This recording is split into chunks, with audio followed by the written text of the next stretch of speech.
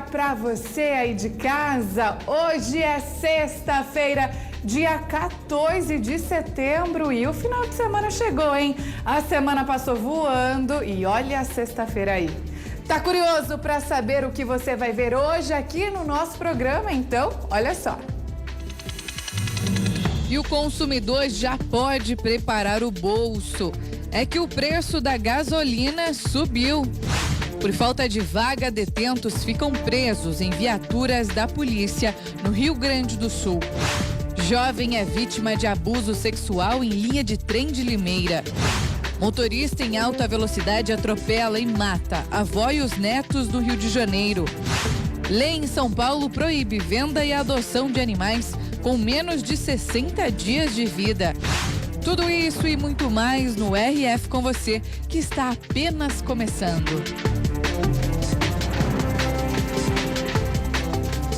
E hoje você vai ver também aqui no nosso programa um dado um pouco triste e revelador.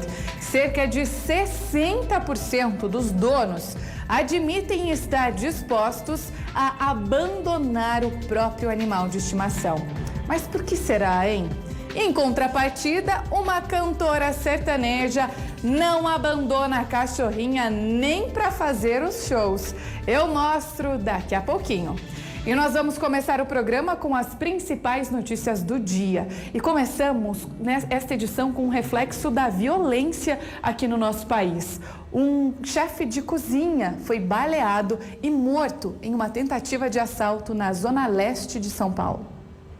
O chefe de cozinha Edson Silva tinha 33 anos. Ele e uma mulher estavam conversando nesta praça na zona leste de São Paulo. Era por volta de 9h30 da noite. O casal foi abordado por 3 homens, um deles armado. Os bandidos pediram celulares, mas as vítimas estavam sem os aparelhos. Os ladrões queriam então o relógio de Edson. Enquanto tirava do braço, ele teria reagido, tentando chamar a atenção de outras pessoas que estavam na praça. O criminoso atirou e o bando fugiu a pé. Edson chegou a ser socorrido e levado para este hospital, mas não resistiu ao ferimento no rosto. A companheira dele esteve na delegacia, onde prestou depoimento. O chefe de cozinha trabalhava nesta hamburgueria. Segundo um colega, ele havia acabado de sair do local. De acordo com a polícia militar, pelo menos 3 roubos aconteceram na praça só neste mês. Em um deles, o carro de uma vítima foi levado. E um taxista foi preso no porta-malas do próprio veículo durante um assalto em Minas Gerais. Ele ficou mais de 1 hora preso no local. Foi no caminho de volta para casa que este taxista resolveu fazer a última corrida da noite. Mal sabia ele que os 3 homens que deram sinal, como se fossem passageiros, minutos depois, anunciariam o assalto. Dentro do porta-malas, o taxista conseguiu ouvir os homens conversando. Eles ainda pararam o carro e agrediram a vítima. Abriram o porta-mala, rasgaram minha roupa e me bateram. Enquanto o motorista passava por todo esse sufoco, a polícia estava à procura do carro. É que uma testemunha viu quando o veículo foi assaltado. A vítima só foi libertada quando os militares chegaram. Estava totalmente transtornada, porque muito tempo trancado num porta-malas de um veículo, já estava em estado de choque. Os criminosos não foram muito longe. Eles foram encontrados usando drogas que tinham comprado com o dinheiro roubado do taxista. A faca usada no roubo foi apreendida. O dinheiro e o celular da vítima foram recuperados.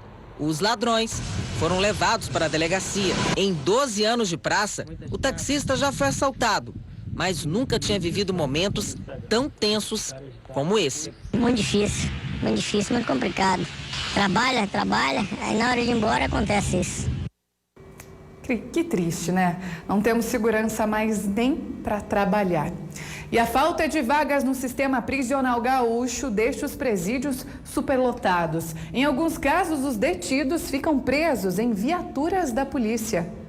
Com as mãos, os presos sinalizam que o espaço está superlotado. Nessas celas, eles deveriam ficar por algumas horas, mas não há prazo para saírem. Na delegacia, eles dormem colados um ao outro. Deveriam ficar aqui por, no máximo, 24 horas. Alguns estão desde a semana passada. Do lado de fora, algemas são fixadas em uma corrente e nos braços dos presos. Eles deitam em colchões finos e com uma manta por cima. Até o degrau faz às vezes de travesseiro. Em São Leopoldo, ainda no Vale do Silas, a mesma realidade. As celas da Delegacia de Polícia de Pronto Atendimento encheram. Na madrugada eram 19 presos, onde cabem 12. Um deles chegou no dia 6 de setembro. No pátio da delegacia tem esse ônibus, já serviu para o policiamento, agora está lotado de presos. Na terceira Delegacia de Pronto Atendimento de Porto Alegre, um preso do lado de fora, dentro de uma viatura da Brigada Militar. Tudo isso ocorre porque não há vagas no sistema prisional. No ano passado, as delegacias de Porto Alegre, região metropolitana e Vale dos Sinos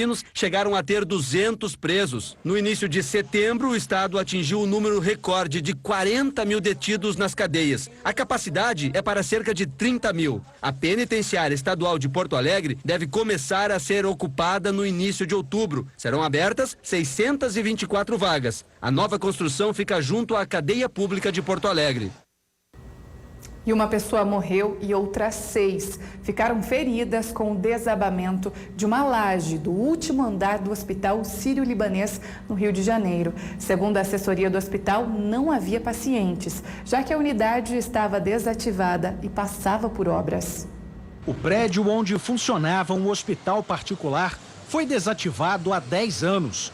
Mas 2 funcionários de uma empresa de limpeza trabalhavam na cobertura quando parte da laje desmoronou. Um deles morreu no local. A outra vítima foi socorrida e encaminhada ao Hospital Municipal Souza Aguiar. Outros 5 funcionários que estavam no prédio também ficaram feridos. Eles foram atendidos neste hospital particular, que fica em frente ao local do desabamento. O hospital pertence aos mesmos donos do prédio desativado. O imóvel, segundo a Defesa Civil, tinha irregularidades. Não existe um responsável técnico pela obra, pelas informações. Não existe pela placa, que a gente não vê qualquer placa de obra aqui na fachada do prédio, como as informações prestadas pelo responsável da assessoria jurídica do hospital, que informou que apenas foi contratada uma empresa para fazer retirada de entulho. O local foi isolado pela Defesa Civil. A perícia do imóvel, que vai apontar as causas do acidente, deve ficar pronta em 30 dias. Os proprietários do prédio ainda vão prestar depoimento à polícia. A gente aguarda agora a contratação de um responsável técnico, de um engenheiro arquiteto, com a sua RT, para fazer a eliminação dos demais riscos internos e retirada desses escombros que hoje passam a sobrecarregar a laje do 6º pavimento. Para esta moradora, a situação de abandono do prédio já anunciava um acidente. Estou sempre passando por ali e tem um tapume ali meio balançando, que eu tenho medo de passar pelo tapume, de cair no buraco, mas eu já vi que aconteceu coisa pior.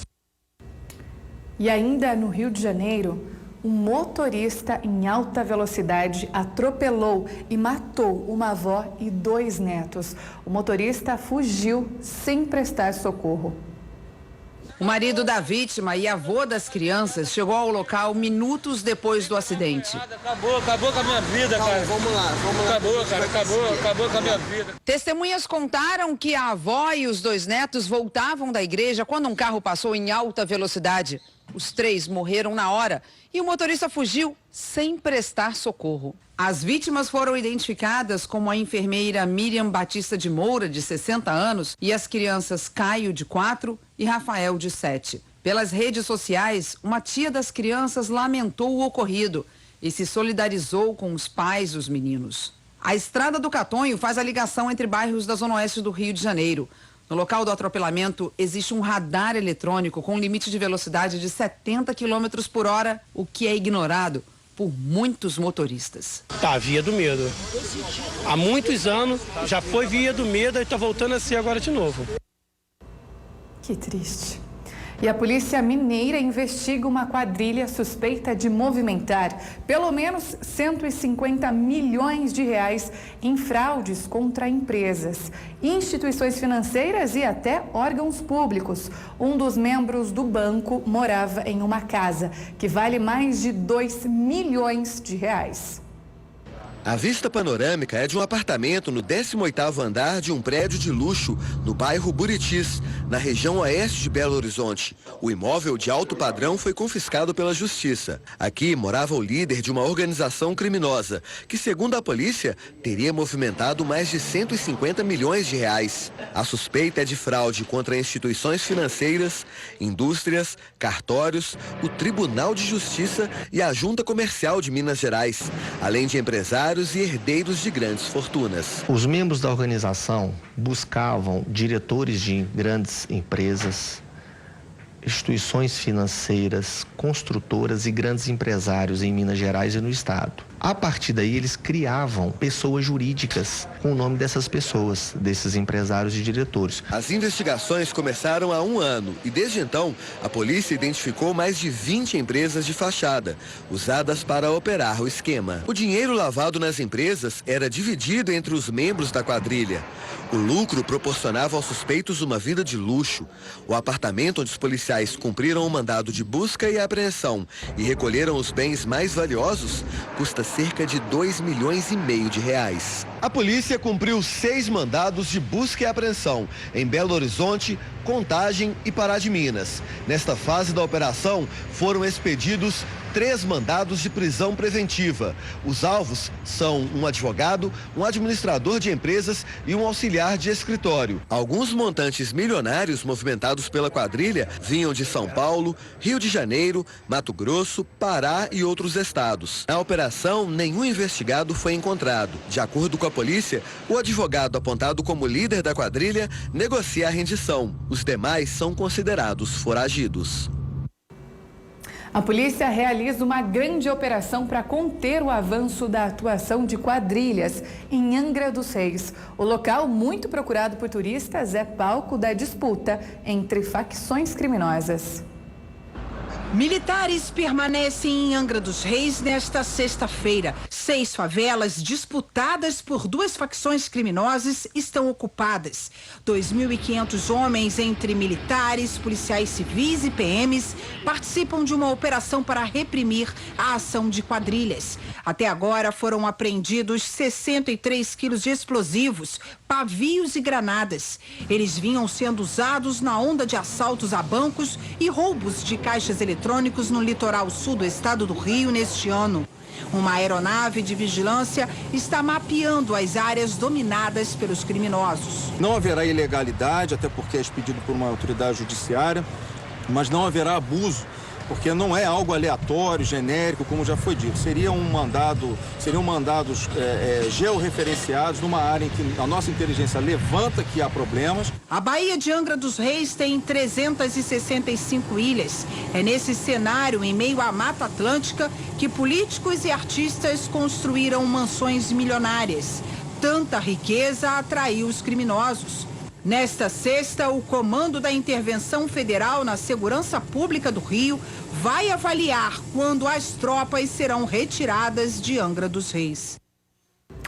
E a Delegacia de Defesa da Mulher aqui de Limeira investiga um suposto estupro sofrido por uma jovem de 23 anos na linha de trem na cidade no final da tarde de ontem. De acordo com a Guarda Civil, 2 homens teriam cometido o crime. Após a violência, ela conseguiu fugir e pediu socorro na rodoviária. A moça foi conduzida à Santa Casa do município, onde deve permanecer internada por 3 dias. A polícia agora investiga o caso. Por enquanto, ninguém foi preso. Vamos falar agora sobre a situação de febre maculosa em Campinas. Nos últimos anos, a cidade ocupa o primeiro lugar no ranking do levantamento do Centro de Vigilância Epidemiológica. Em segundo lugar, vem a cidade de Piracicaba. A reportagem é de Vinícius Boer.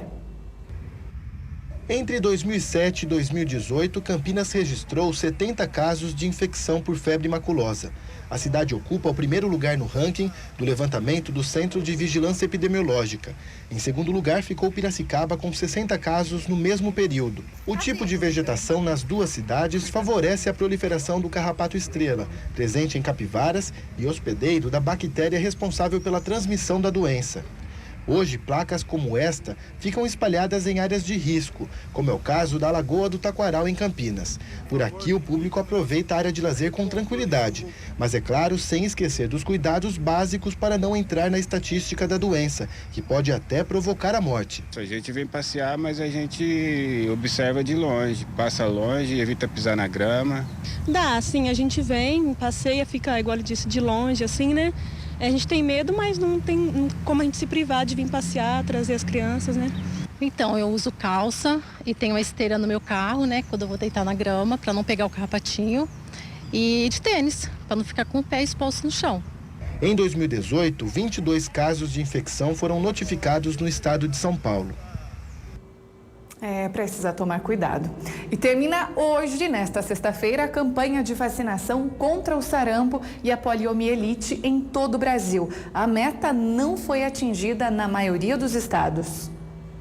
Neste posto de saúde de Brasília, a fila começou cedo. O problema é que a vacina tríplice viral usada na campanha contra o sarampo acabou rapidamente. Hoje a gente está aguardando chegar, mas pode ser que demore, esses vão ficar na fila. Pode ser que não chegue agora cedo. Tá? A espera pela vacinação já chegava a 2 horas. Rodrigo rodou 20 quilômetros para vacinar o filho Marcelo, de 4 anos. A gente tem que ficar procurando posto de saúde que tenha vacina. É um pouco absurdo isso, né? No Distrito Federal, a vacinação termina hoje e a Secretaria de Saúde prometeu reforçar os estoques nos postos para esta sexta-feira. E agora que aumentou a procura da população e com o chamamento que nós estamos fazendo, a logística ela também tem sido repensada e reorganizada. Em Ribeirão Preto, interior de São Paulo, mais de 5.000 crianças ainda precisam ser vacinadas contra o sarampo e a poliomielite. Em Belém, a mãe deste bebezão mostra orgulhosa o calendário de vacinação do filho. Sempre dou a vacina dele um dia, para não ter nenhum problema com ele depois. Na capital paraense, 79 mil doses da vacina já foram entregues. Mas a Secretaria de Saúde informou que 76 cidades do Pará ainda não atingiram a meta e devem continuar com a campanha até o dia 21 de setembro. Dados do Sistema de Informação do Programa Nacional de Imunização indicam que a média nacional de vacinação contra o sarampo está em 94,7% e contra a poliomielite 93,6%. Os estados de Mato Grosso do Sul, Ceará, Goiás, Paraíba, Maranhão, Sergipe, Espírito Santo, Santa Catarina, Pernambuco, Rondônia e Amapá já atingiram a meta. Em todo o país, mais de 10 milhões de crianças já receberam as doses. Apesar de muitos estados já terem atingido a meta para as 2 vacinas, cerca de 800 mil crianças ainda não foram imunizadas contra as 2 doenças. A maior preocupação do Ministério da Saúde é com os bebês de até 1 ano. E em Goiás, o preço da gasolina aumentou. E isso já gerou queda na venda do combustível nos postos. É só a Petrobras anunciar mais um reajuste no preço da gasolina para o motorista fugir dos postos. Tá ruim a situação, viu? Tá fácil não. Segundo o sindicato que representa os empresários do setor, o movimento já caiu 3% nos postos de Goiás. Aqui em Goiás, o litro do combustível pode chegar a R$ 5,00 nas bombas. César é motorista por aplicativo e está sempre de olho nos preços. Coloca R$10 de posto em posto, para 1 hora vai baixar, né? A sugestão desse economista é evitar encher o tanque. Essa pode ser uma forma de forçar os donos dos postos a reduzirem o preço dos combustíveis. Nós temos o poder de fazer as coisas abaixarem no Brasil. Agora, o difícil é que as pessoas não são unidas, né? Então não segue algumas orientações. Rodar de carro ou moto atrás de combustível mais barato pode não ser uma boa ideia. A saída é ficar atento e aproveitar a oportunidade quando aparecer. Eu acabei de dar uma voltinha bem ali, tá 4 centavos mais caro ali. Fazer o quê? Tem que ser aqui. Todo dia aumenta e é complicado. É complicado mesmo. E as empresas do setor de calçados estão sentindo uma queda nas exportações. É a 4ª seguida nas vendas internacionais. Esta fabricante de calçados em Araricá, no interior do Rio Grande do Sul, teve uma queda de mais de 30% na produção nos 6 primeiros meses deste ano. A gente antes produzia 9 mil pares e agora estão produzindo 6 mil pares. Então foi uma queda bem grande. Consequentemente, a gente teve que fazer a redução das pessoas também. Em agosto, o Brasil exportou quase 9 milhões de pares de calçados, índice 7% menor em comparação ao mesmo período de 2017. Esta já é a 4ª queda seguida nas vendas internacionais. Com isso, a receita das indústrias também diminuiu em mais de 9%. Se considerados os 8 primeiros meses do ano, a redução é ainda maior. Um dos motivos é a desvalorização da moeda argentina em relação ao dólar. O país é o maior comprador dos calçados brasileiros. O Rio Grande do Sul é o maior fabricante de calçados do país. Responde por metade das exportações brasileiras. Só que no estado, 26 mil postos de trabalho foram fechados nos últimos 7 anos. Ao todo, as 2.400 empresas do setor empregam 93 mil pessoas no Rio Grande do Sul. Em 2018, 2 fábricas encerraram as atividades por completo. Muitas unidades de outras indústrias também foram fechadas. Para tentar sobreviver a esse cenário, a empresa do interior gaúcho está em busca de novos mercados. A estratégia é entender o que está acontecendo no mercado, buscar novas parcerias, a gente está buscando. A gente está se aperfeiçoando, buscando selos de qualidade para poder aumentar nossa gama de fornecedores e clientes para tentar se manter no mercado. Os setores de imóveis e eletrodomésticos foram os que menos venderam, de acordo com uma pesquisa sobre o tema. Até a incerteza política se tornou um motivo para a baixa nas vendas. Saldão, desconto de 80%, casa completa por menos de R$200 por mês. O comerciante se esforça, mas nem assim a Helenilde vai comprar o sofá. Primeiro eu pesquiso, depois eu vejo o que dá para levar. Móveis e eletrodomésticos foi o setor que menos vendeu em julho, em relação ao mês anterior. O momento de incerteza pré-eleitoral justifica a cautela do consumidor, diz este economista. É natural uma estabilidade num patamar inferior, que as pessoas estão mais conscientes, consumindo menos e consumindo mais barato, e uma migração desse consumo que era para bens duráveis, basicamente para manutenção, até que o quadro se estabilize. Tem que economizar, a gente vai deixando de comprar os supérfluos.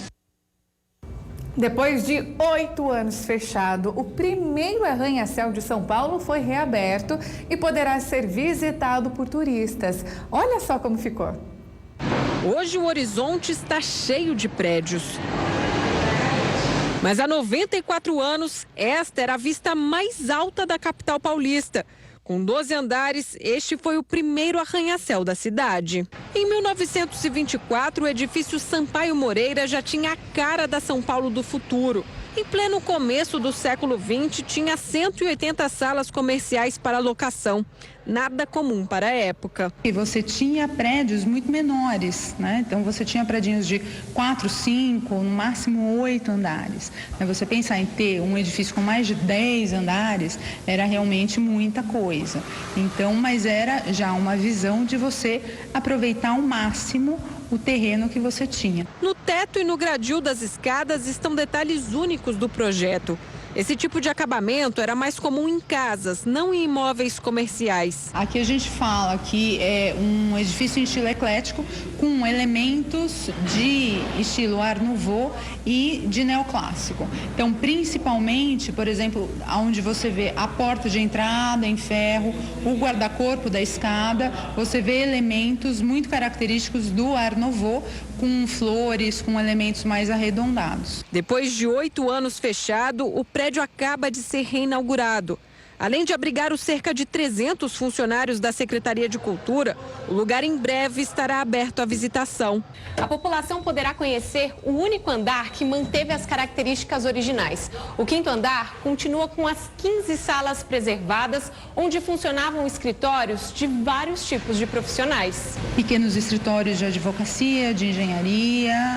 Você tinha, por exemplo, o escritório do arquiteto que foi o autor desse projeto, que era o Cristiano Stopper. Ele trabalhava aqui também, depois que o prédio ficou pronto, ele tinha uma sala aqui e trabalhou aqui durante a vida inteira. A obra de restauração, com custo total de quase 30 milhões de reais, começou há 6 anos e foi dividida em 2 etapas. O desafio principal, segundo a especialista, é adaptar os espaços às novas funções, sem deixar o passado do imóvel de lado. Tem essas escadas, dá a impressão de uma super entrada, né? Para o pessoal ainda ficar um pouquinho mais alto ali para ver a vista. Principalmente a gente continua ainda tendo essa vista linda para o Teatro Municipal. E tem uma curiosidade. Por que não construíram um prédio aqui na frente? O terreno aqui da frente, ele era do mesmo proprietário desse edifício, do Sampaio Moreira, e ele doou esse terreno para a prefeitura com a condição de que nunca fosse construído nada aí. Então, com isso, ele garantiu essa vista e hoje, mesmo você estando do outro lado do Vale do Anhangabaú, você ainda consegue ver o Sampaio Moreira, que não é mais o edifício mais alto da cidade, mas ainda assim ele continua presente na paisagem do Vale do Anhangabaú. Quem passa em frente não imagina que a construção de 50 metros de altura já foi tão imponente. Mas curiosidade pelo avô dos arranha-céus não falta. Nossa, uma das primeiras da fila para contemplar uma obra como essa. E uma lei em São Paulo proíbe a venda ou a adoção de animais com menos de 60 dias de vida. Tudo para proteger o desenvolvimento do animal. Nas feiras irregulares, o comércio de animais acontece sem qualquer controle.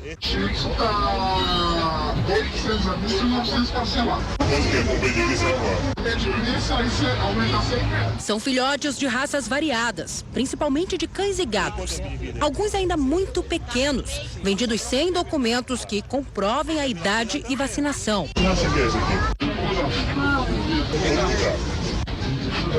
Estes homens oferecem animais ainda mais jovens.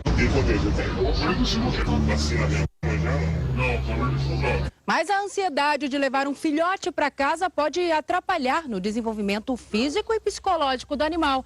Por isso, em algumas cidades, como em São Paulo, existe uma lei municipal que proíbe a venda e a adoção de animais antes dos 60 dias de vida. Nos 2 primeiros meses de vida que eles adquirem anticorpos. E isso ocorre através das vacinas e amamentação. Quando um filhote nasce, ele não tem, o seu sistema imunológico não está formado. Então, ele não está produzindo os anticorpos necessários. Ele recebe esses anticorpos diante do colostro da mãe. Quem passa a imunidade inicial para o filhote é a mãe. Se não estiverem protegidos pelas vacinas necessárias, os bichos não podem ficar tão expostos a ambientes contaminados ou conviver com outros animais. As doenças que mais atingem os filhotes são a parvovirose e sinomose. A parvovirose é uma doença que ela é caracterizada por diarreias muito fortes, com sangue, vômitos. Sinomose, ela já é uma doença que ela causa um quadro respiratório.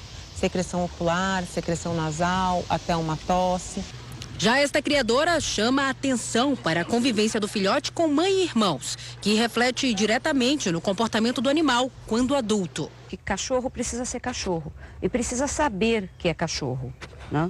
Então, o fato deles conviverem juntos numa matilha, né? Conviverem com a mãe, conviverem com outros adultos, eles aprendem qual é a hierarquia deles e o que eles são. Agora, eleições 2018 e uma nova pesquisa mostrou uma disputa apertada pelo governo de São Paulo. Olha só. Na pesquisa estimulada, Paulo Scaff, do MDB, e João Dória, do PSDB, estão tecnicamente empatados. Scaff tinha 25% em 14 de agosto e agora aparece com 24%. Dória manteve os 23% da última pesquisa. Márcio França, do PSB, subiu de 4% para 8%. E Luiz Marinho, do PT, manteve os 6% do último levantamento. Lisete Arelaro, do PSOL, também ficou com o mesmo índice, 2%. Rogério Schecker, do Novo, também manteve 1% na pesquisa anterior. Marcelo Cândido, do PDT, pontuou e está agora com 1%. O mesmo índice de Major Costa, do Democrata Cristão. Os outros candidatos somados também têm 1% das intenções de voto. Brancos e nulos foram de 22% para 21% e os indecisos caíram de 17% para 12%. Vamos ver agora as simulações para um possível segundo turno. Paulo Scaff aparece com 43% das intenções de voto contra 34% de João Dória. Brancos e nulos somam 19% e os indecisos são 4%. Em outro cenário, Scaff tem 44% e Márcio França 28%. São 19% de brancos e nulos e 9% de indecisos. Se a disputa for com Luiz Marinho, Scaff está com 45% contra 19% do candidato do PT. Brancos e nulos somam 18% e os indecisos também 18%. Em outra simulação, João Dória tem 38% e Márcio França 30%. Brancos e nulos são 18% e os indecisos 14%. Dória também venceria, Luiz Marinho teria 40% contra 23% do candidato do PT. Brancos e nulos somam 29%, indecisos 8%. A pesquisa divulgou ainda o índice de rejeição dos candidatos ao governo do estado. Olha só. 42% dos entrevistados não escolheriam João Dória.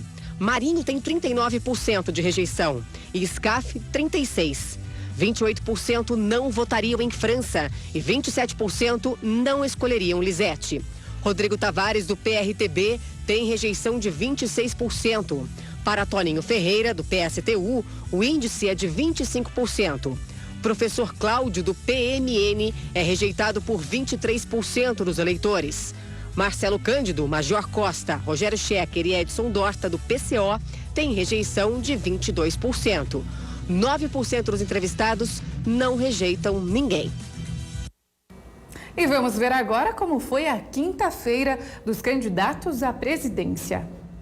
O candidato do PT, Fernando Haddad, cumprimentou eleitores em Carapicuíba e Osasco, na Grande São Paulo. Prometeu doar terrenos federais para a construção de casas populares e integrar o transporte coletivo nas regiões metropolitanas. Nós queremos uma autoridade metropolitana para criar uma situação de mobilidade que atenda o trabalhador de mais baixa renda, que hoje paga a maior tarifa no deslocamento interurbano. Henrique Meirelles, do MDB, participou de uma série de entrevistas promovida por veículos de imprensa em São Paulo. O candidato disse que vai trazer estabilidade e crescimento para a economia. Aumentar a confiança no Brasil, para os investidores trazerem recursos, investirem, comprar máquina, comprar equipamento, contratar trabalhador e com isso o país começa a crescer. Também na capital paulista, Guilherme Boulos, do PSOL, deu entrevista numa rede social por vídeo. Na saída, o candidato afirmou que, se eleito, vai rever a política de preços da Petrobras.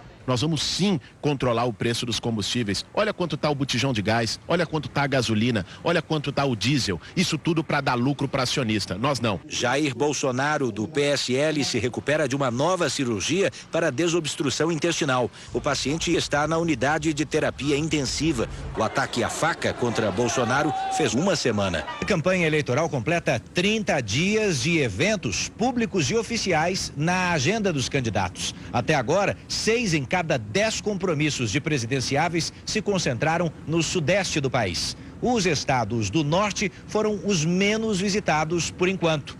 Mas, segundo a coordenação de campanha das principais candidaturas, esse é um quadro que está para mudar. A candidata da rede fez caminhada com militantes no centro de Brasília e conversou com eleitores. Nós vamos construir 1,5 milhão de tetos solares para gerar emprego, gerar condição de renda para as pessoas, criando um ciclo de prosperidade tecnológica. Álvaro Dias, do Podemos, foi a Minas Gerais. O candidato percorreu o Centro de Comércio de Betim, na região metropolitana de Belo Horizonte, e prometeu austeridade se for eleito. Se nós não acabarmos com esse sistema corrupto que é do balcão de negócios, do aparelhamento do Estado, do loteamento dos cargos, o Brasil não vai alcançar índices de crescimento econômico compatíveis com a sua grandeza. Ciro Gomes, do PDT, visitou a Academia Brasileira de Ciências no Rio, onde recebeu sugestões para o desenvolvimento do setor. O candidato prometeu atenção especial para a pesquisa científica. Pretendo proibir o contingenciamento do Fundo Nacional de Ciência e Tecnologia. A meta do meu plano é buscar ir a 2% do PIB. Nós estamos falando aqui de algo ao redor de 150, 170 bilhões de reais. Geraldo Alckmin, do PSDB, também fez campanha no Rio. Ele visitou o Instituto Nacional do Câncer, o INCA, referência no tratamento da doença no país. O candidato prometeu levar a experiência para outros estados e falou das propostas para a saúde. Hoje, em 10% dos municípios brasileiros, a primeira causa de morte já não é mais coração, é câncer. Importante ter diagnóstico precoce, importante ter tratamento, né? Tratamento gratuito. Cabo Daciolo, do Patriota, não teve compromisso de campanha. Agora um dado triste e surpreendente. Embora o cachorro seja integrante de quase metade das famílias brasileiras, uma pesquisa revela que 6 em cada 10 donos admitem estar dispostos a abandonar o fiel companheiro. E um dos motivos é porque as pessoas não estão dispostas a cuidar dos animais quando eles adoecem. O melhor amigo do homem. O título é deles, mas a recíproca nem sempre é verdadeira. Quase metade das famílias brasileiras tem pelo menos um cachorro. Mas uma pesquisa revelou que as estatísticas seriam bem diferentes na primeira mudança de endereço. Quase 60% dos tutores entrevistados não levariam o cão se mudassem de casa. Eles não são descartáveis, mas são descartados. Os motivos dos mais assustadores: falta de adaptação, arrependimento e principalmente quando o animal dá sinais de que precisa muito mais do que só ração e água. O animal fica com problema na coluna, tem dificuldade de se locomover e o proprietário vai deixando. Chega uma hora o animal para de andar e aí é a hora que o proprietário abandona, né? Porque envelheceram e já não pulam e correm, deixam de ser o mascote. Porque adoecem e aí, em vez de pets, passam a ser chamados de despesas. É por conta de negligência do proprietário, no caso. Aconteceu com o Flavinho. Quando foi resgatado, o pastor alemão já havia perdido um olho. Maria teve um AVC e só pela sequela de andar assim, virou um problema para os antigos donos. Beethoven era um companheiro inseparável, até a doença de pele surgir. Clara tinha um lar que perdeu por causa de um câncer de mama. Esperança foi encontrada atropelada numa noite de Natal e, por ser paraplégica, sempre atrai os olhares, mas nunca algum colo. Egoísmo, crueldade, é aquela hora que o ser que se diz racional perde a razão, perde a consciência, perde a humanidade. A maioria desses animais rejeitados na adoção não nasceu doente ou deficiente. Eles adquiriram alguma doença muito séria ou alguma deficiência justamente depois do abandono. Ou seja, são cães abandonados 2 vezes. A adoção de um especial, como a gente chama, que é ou tem alguma deficiência, é cego, é paraplégico, falta uma pata, é quase zero. É quase zero. Infelizmente, tem muito preconceito. Luck quase foi levado muitas vezes, não fosse a cicatriz. Falam que a cicatriz incomoda. Que se ele não tivesse a cicatriz, ele seria adotado. Zé Pequeno, além de idoso, é recusado por outro motivo. O animal preto é muito rejeitado. Por quê? Não tem explicação. Uma vez eu perguntei para uma pessoa, mas você gostou? Eu achei lindo, mas é preto. Mas esse filhotinho vai embora logo mais. Depois dos 4 meses, as chances diminuem. Os filhos desta mãe cega podem até ter um destino, mas seguirão certamente sem ela. Tem pessoas que querem adotar um cachorro. Tem pessoas que querem um status. Paula dedica a vida aos bichos deixados de lado. A casa dela tem 100 deles. Eu sou o hóspede aqui. A casa é deles. Uma virada na vida profissional quando ela atravessou uma rua no meio do expediente. Foi com o Gildo. Um cachorro grande, idoso, com um tumor de 6 quilos no testículo. Abandonado, jogado assim na sarjeta. Tanto é que quando a gente chegou para resgatar, a gente achou que ele estava morto. Porque ele estava bem no meio-fio, assim, entre a rua e a calçada. E ele estava lá, jogado. Quantas pessoas não passaram por ele? Quantas? E não fizeram nada. E ele estava jogado ali como se ele fosse um saco de lixo. Surgiu uma missão. Ajudar os que precisam, os que são invisíveis aos olhos da sociedade. 80% dos animais que tomam todos os cômodos foram abandonados. 20% eram vítimas de maus tratos. Os vira-latas, mesmo saudáveis e perfeitos, ficam para o final. E quando o cachorro de raça também é doente, deficiente, idoso ou preto, sim, os interessados esquecem o pedigree.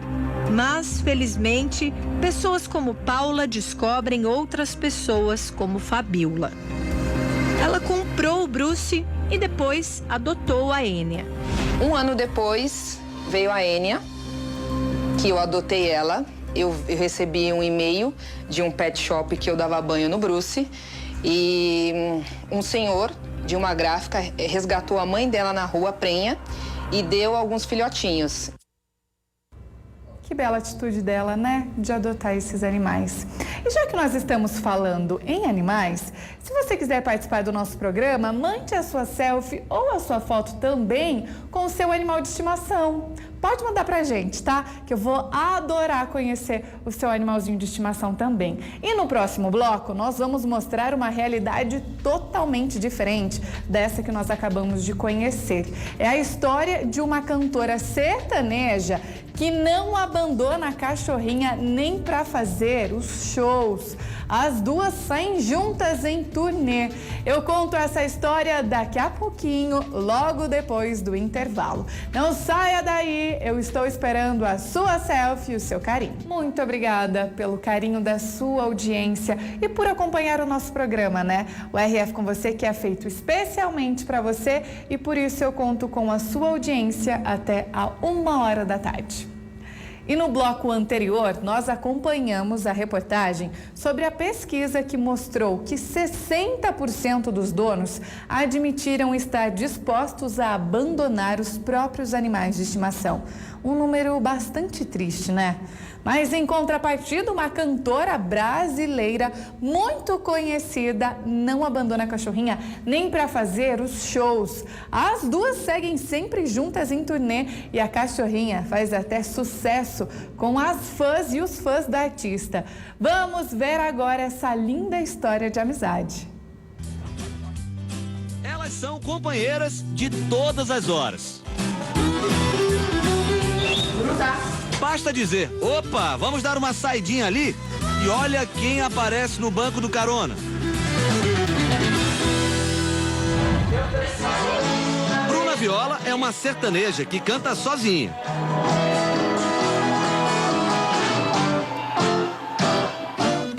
Dupla ela forma mesmo é com a cachorrinha de estimação, a Bruta.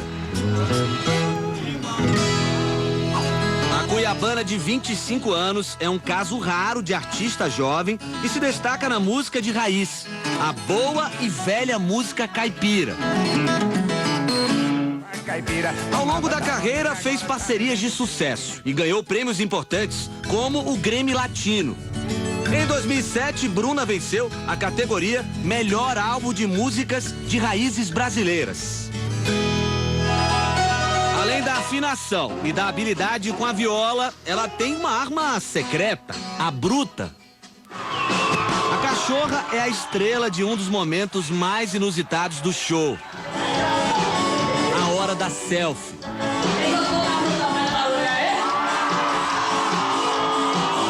O que começou como brincadeira já virou uma tradição. A cada apresentação, Bruna faz um registro ao lado da fiel escudeira. Para conhecer um pouco melhor a rotina dessas duas, a equipe seguiu viagem até São José do Rio Preto, interior de São Paulo, a cerca de 450 quilômetros da capital. Já na chegada, somos recebidos por Bruna e uma cachorrada que só. Além da Bruta, ela tem outras duas mascotes, a Caipira e a Moradia. Bruta, a filhotona de 7 meses, é a alegria da casa. Nesse vídeo postado nas redes sociais, Bruna comemora a adoção de Bruta. Dia que ganhei a terceira princesa da casa. Essa é a Brutinha, gente. É que eu sou linda.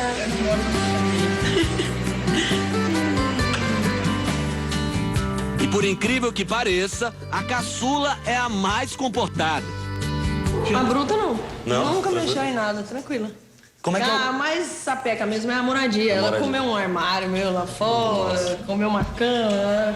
E cachorro, eles têm muita energia e são muito inteligentes. Então eles precisam ter trabalho o dia inteiro. Mas por aqui, quem rala mesmo é a Bruna. A rotina de shows é agitada. Ela faz em média 12 por mês. Ela é do nosso estilão mesmo, assim, da brutaiada. E a raça dela, o porquê e pra que ela é usada também, pra mexer com gado. Então é um trabalho bruto. Ai, ficou bruta. Mas de bruta não tem nada. Bruta é da raça Blue Heeler. Blue é azul. Heel é calcanhar. O cachorro se chama Blue Heeler porque tem o pelo cinza com tom azulado e pastoreia o gado com uma técnica em comum. Dá pequenas mordidinhas nas canelas de bois e vacas. Achou difícil? Ok. Também dá para chamar a raça de boiadeiro australiano. O cachorro é muito comum em fazendas do exterior. Tem como característica a força. Isso sem falar na energia, né? A raça da Bruta é famosa por ter uma bateria que não acaba nunca. Ela é uma diferença dentro da raça, porque o Heeler são cães de atividades, né, de trabalho no campo. São cães que quando vem o confinamento dentro da casa, vamos dar um exemplo, acaba o quê? Se estressando, estragando os móveis, fazendo buraco. E ela não, então a cadela assim, ela vem uma cadela mesmo indicada para Bruna mesmo, viu? Pra juntar todo mundo aqui nessa sala é meio complicado, né? Ah, difícil. É igual criança. Criança sozinha não faz arte. É quando tá com várias, né? Elas, quando juntam as três, viram um bagunceiro. O sossego só vem quando Bruna pega a viola. Ela foi criada ouvindo música, né? Música. Eu acordo de manhã, já ligo a caixinha de som, ou às vezes pega a viola, começa a tocar. Ela adora. Nunca reclamou.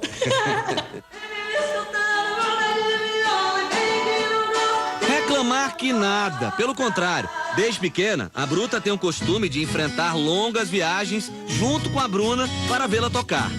Mas como será que isso começou, hein?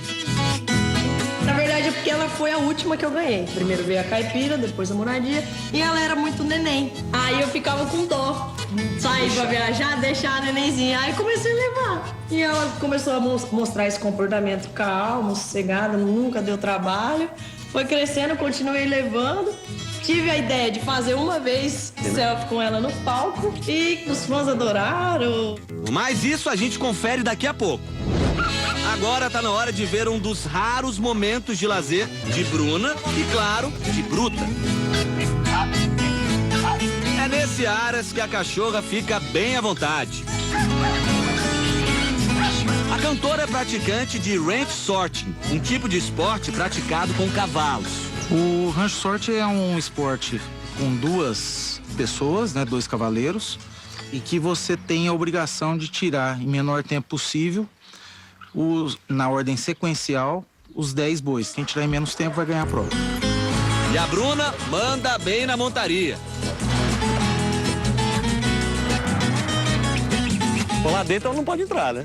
Não, lá não. Lá é só os cavalos, senão atrapalha o esporte. Só no aquecimento, então ela pode, tá liberada. Tá liberada. Enquanto a sertaneja mostra que é boa de grito, a Bruta acompanha tudo fora do curral. Como tudo que é bom dura pouco, é hora de pegar a estrada. Uma das preocupações de Bruna durante as turnês é encontrar hotéis que permitam a entrada de animais. Até agora, ela teve sorte. Até hoje, desde quando ela começou a andar comigo, desde janeiro. Foram só 2 hotéis por onde a gente andou que não aceitaram. Não aceitaram. Olha. E olha só a agitação da Bruta ao ver a van que vai levá-las ao show. Lá em cima, aqui. Ela tem lugar cativo aí dentro? Como é que é? Não tá, ela escolhe um banco. Escolhe qualquer lugar. Escolhe um banco e... Nós que não somos bobos nem nada, também vamos pegar uma carona. Bruta vai logo pro colo da Bruna. E com tanto tempo de viagem, não demora a pegar no sono. Eu tô lá no palco, lá, fazendo show, aí os meninos ficam de olho, né, no camarim, pra ver como que ela tá e tal. Entra no camarim, ela tá capotada. Desmaiada. Tem cara, olha só. O sossego da peluda só é interrompido quando chegamos ao local do show. Fãs aguardam a cantora e também a cachorra.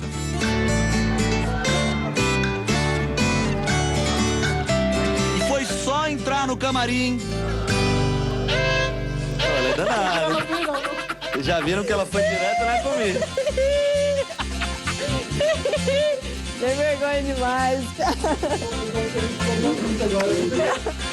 E logo, uma fila de fãs se forma do lado de fora.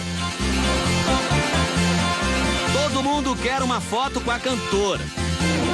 Bruna! Minha Bruna! Cadê a Bruna? Mas a Bruta também faz o maior sucesso. O que você acha dela trazer o cachorro pro show? Ah, maravilhoso. Acho muito legal. A Bruna passa uma tranquilidade tão grande pro animal, que o animal tá ali esperando ela no camarim. E todo mundo tira foto com ela. Sim, sim, sem dúvida. E é todo mundo mesmo. Hora do show, pelo menos pra Bruna. A Bruta vai ficar mais um pouquinho aqui, esperando o momento de brilhar. E é só a equipe se descuidar um pouco pra cachorra tentar escapulir e ir sozinha pro palco. Tá bom, Bruta? Bora então fazer a famosa selfie. Bruta vai para o colo da cantora. Não se incomoda com a multidão, muito menos com barulho. Vamos fazer a selfie?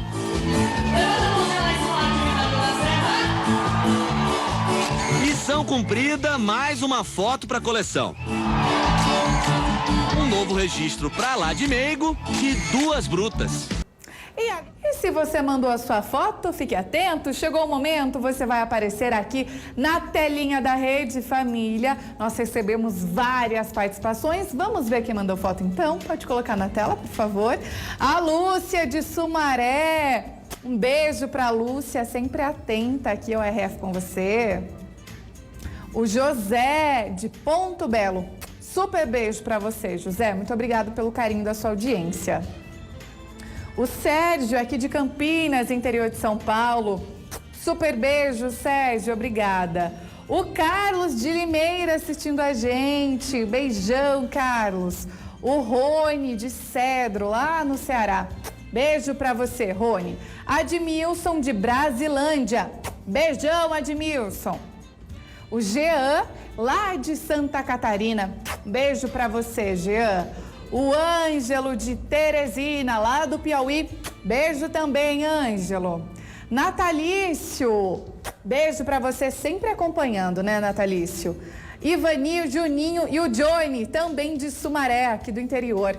Beijo pra vocês ligadinhos no nosso programa. Rosélia, de Catolé do Rocha. Beijo, Rosélia. O Nivaldo também sempre acompanha a gente. Um beijo pra você, Nivaldo. Obrigada pelo carinho. Silvânio e o Wilton. General Mainardi. Beijo pra vocês. E essas foram algumas das participações de ontem e dos outros dias que não deu tempo de mostrar. Se você ainda não mandou a sua selfie, pode mandar que eu estou esperando o seu carinho. No finalzinho do programa eu mostro mais participações aqui na telinha da Rede Família. Mudando de assunto, e para quem quer se divertir dando boas gargalhadas, tem também arte circense. O repórter Vinícius Boer foi conhecer um pouco da rotina destes artistas que rodam o Brasil. O Mirage fica no estacionamento do Shopping Parque Dom Pedro. Esqueça o picadeiro e a arquibancada. O palco aqui é rodeado pelo auditório com cadeiras para receber até 1.700 pessoas por espetáculo.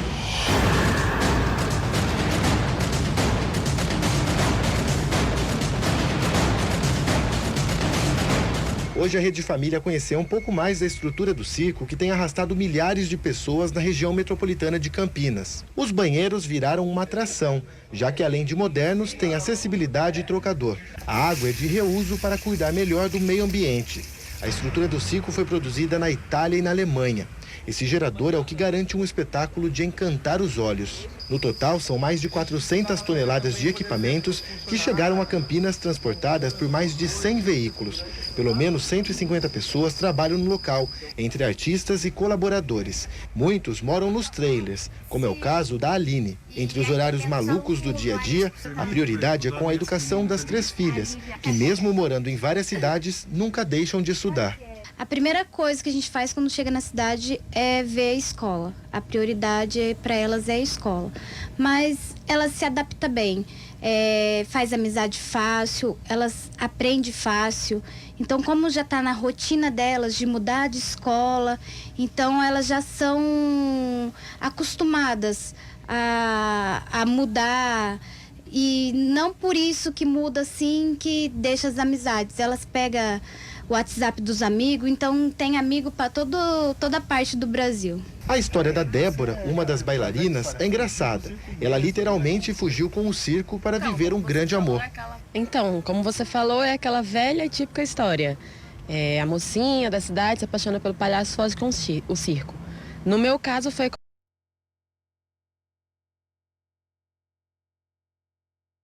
no circo, até o ponto que a gente casou. E hoje eu faço parte do espetáculo, sou bailarina e ele é malabarista.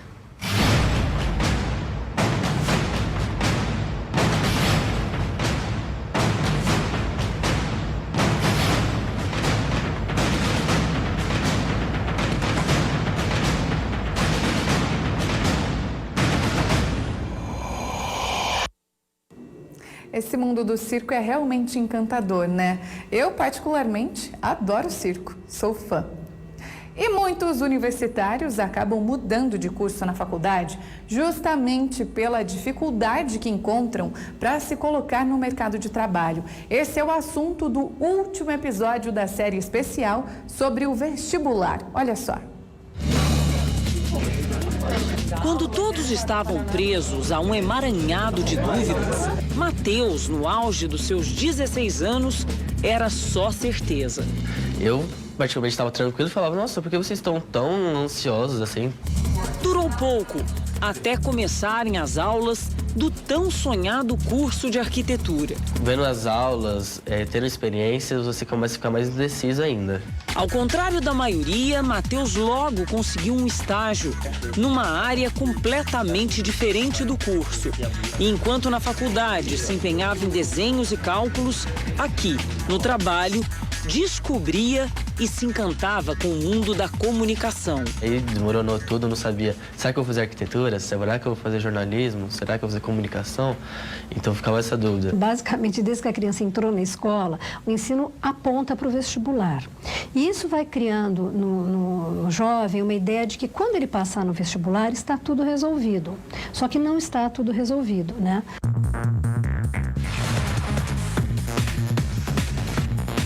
O vestibular ficou para trás.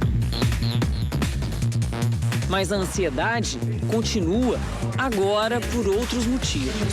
Por exemplo, conseguir uma vaga no disputado mercado de estágios. Estudo publicidade e propaganda. Curso de administração. Eu estou no primeiro semestre de gestão de recursos humanos. No nível superior, apenas 8% dos jovens conseguem um estágio. Muitos talvez não estejam procurando, ainda estejam no primeiro ano ou não precisam, façam cursos que seja impossível, mas a grande maioria precisa sim de uma ajuda para conseguir ser inserido no mercado de trabalho, ter a experiência que tanto é pedida no primeiro emprego. A empresa, especializada no mercado de contratações, já encaminhou 3 milhões de jovens para estágios e conhece as carreiras mais promissoras. A administração de empresas é uma oportunidade que é muito coringa. Depois nós temos a parte de marketing, a parte de direito, engenharias, são cursos realmente que têm uma boa demanda no mercado brasileiro. Mesmo no último ano de engenharia civil, Kaique é só angústia. O MEC exige o estágio e se eu não conseguir entregar todas as 300 horas do meu estágio, eu não pego o meu diploma. Então o que está me barrando hoje é o estágio. Ele conta que sempre soube o curso que queria fazer, mas logo agora, saindo da universidade, nunca se sentiu tão pressionado, quase arrependido. Quando a crise aumentou, que todo mundo viu que o estágio não era do jeito que a gente esperava, que não tinha mais tantas portas para todo mundo, aí eles desistiram. Quando não está na universidade, ele e a amiga Sabrina passam o dia procurando vaga como estagiários em construtoras e obras. A gente tem aquela esperança, mas é bem frustrante. O diploma na parede, determinando a vida, é uma coisa do século repassado, nem do passado. Hoje, o que a gente vê é que o indivíduo vai costurando, né? Ele vai criando o seu perfil profissional. Então, a pessoa faz, às vezes, uma graduação numa profissão que ela não exerce mesmo, porque ela vai fazendo especializações à parte. A falta de perspectiva de trabalho é um dos motivos da grande evasão nas universidades brasileiras. Jovens entre 18 e 24 anos são 1 em cada 3 desempregados no país e somam mais de 12 milhões de pessoas, de acordo com o IBGE. Os motivos são muitos de encher a lousa. Crise financeira, decepção com o curso, decisões importantes feitas cedo demais. Um levantamento do Instituto Nacional de Estudos e Pesquisas, o INEP, revela um dado que impressiona. De uma sala assim, lotada, mais da metade dos alunos, 56%, vão trocar de curso ou simplesmente abandonar a faculdade antes da formatura. Essa evasão é ainda maior nas instituições privadas.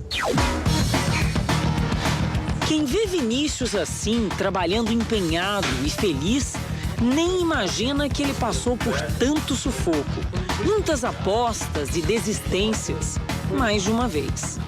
No começo da vida acadêmica, Vinícius queria mesmo ser engenheiro, não passou no vestibular e resolveu tentar a sorte. Quando você escolheu comunicação mercadológica, qual foi a reação na sua casa? O pessoal achou que eu estava me precipitando, por que você está fazendo isso? Sempre teve essa ideia de que engenharia, ou medicina, ou direito eram faculdades mais seguras. Por que você vai fazer esse curso? Você gosta mesmo? E eu mesmo não sabia se eu gostava. Vinícius resolveu dar um tempo, trabalhar fora do país, investir na banda de rock. Na volta, incentivado pela família, começou o curso de administração. Me bateu um desespero grande, assim, principalmente nessa época, porque eu falei, eu não tenho nada, eu preciso começar a conquistar as minhas coisas. Mas foi por acidente, gravando os vídeos da banda de rock, que esbarrou sem querer na vocação, que acabou virando profissão. Eu precisava gravar esse material porque eu queria analisar o show, ver se a gente estava ficando direito, como é que a gente estava nossa performance no palco. E assistir 2 horas de show completo depois é um pouco chato, né? Então eu falei, acho que eu vou tentar editar esse material para algumas coisas que eram interessantes eu podia postar, criar conteúdo para a banda. E eu entrei na internet e falei, como editar vídeos, né? Além de empregar o dono, a produtora também oferece vagas para muitos parceiros e anda com a agenda cheia. De casamento a videoclipe, corporativo, vídeo, qualquer coisa. Durante as tentativas, alguns anos se foram. Carreiras ficaram pelo caminho, mas pelo menos para ele valeu a pena. Não tem que ter medo de errar, tem que ir, às vezes se deu errado, tudo bem, volta, dá um passo para trás e tenta de novo, porque é normal, a gente vai acabar encontrando várias barreiras e vários problemas e só tem que saber lidar melhor com isso do melhor jeito. Além da qualidade de vida no presente, Vinícius comemora mais. Não será refém da escolha errada pro resto da vida. Valeu a pena demorar 27 anos para achar alguma coisa que eu precisava.